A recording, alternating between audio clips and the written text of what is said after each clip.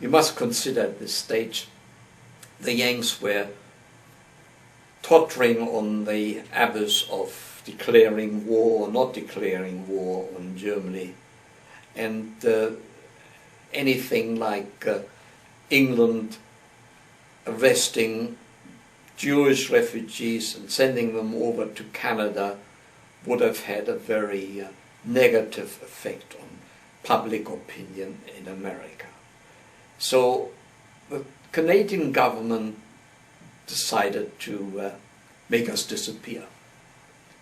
We were again put on a train, and not only were we put on the train, but we were boarded up. The windows were boarded up, the doors were nailed shut, and I could never understand why this was, because we had no intentions of escaping. Where could we escape to? We could escape perhaps to the United States, but that wasn't the purpose of our intention. I later on found out that the train or the railroad that was leading us to where we were going was half on American soil and half on Canadian soil. So in their wisdom, the Canadian authorities thought in their wisdom that it would be better to confine us to the train.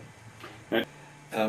The train finally stopped in the middle of the night, and we were told to get out, and we were getting a bit apprehensive because we were heavily guarded and out in nowhere in a forest, and we thought, well, you know, what are they going to do to us? Anyway, they sort of lined us up and said, pick up your gear and follow us, and we marched from the rail. There was no station, there was no railhead, it was just the rails.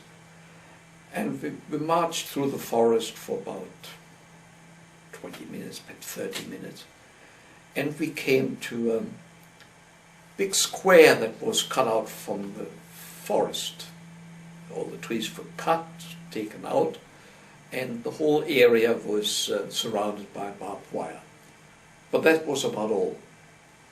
There were some tents for the guards and some cooking facilities, some toilet buckets, but that was all. So we told, they said, well, this is your campsite, you'll have to build a camp here, and that's where you're going to stay, well away from the eyes of the Canadian public. The nearest place that on the map was a place called Fredericton, which was 45 miles away from the campsite. And we really were dumped there into the wilderness. The first few days we were occupied in the brawn doing all the manual work, with the brains designing the camp